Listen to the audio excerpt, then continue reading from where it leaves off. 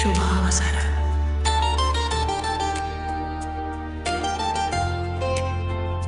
ನಾರು ನನ್ನ ಗಂಡನ ಮನೆಗೆ ಬಂದೈದ ನನಗೆ ಒಂದು ವಿಚಿತ್ರವಾದ ವಾತಾವರಣ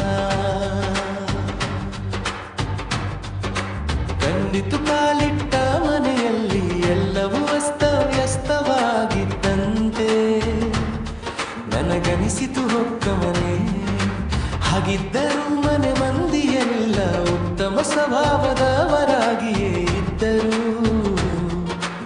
ಒಮ್ಮೊಮ್ಮೆ ನನ್ನ ಮಾವಲು ಒಂದು ವಿಚಿತ್ರವಾದ ಎಟ್ಟೆಯಲ್ಗೆ ಅವರು ಗಡುತ್ತಿದ್ದರು ಅವರ ಅಸ್ತವ್ಯಸ್ತ ಕ್ರಮಗಳಿಂದ.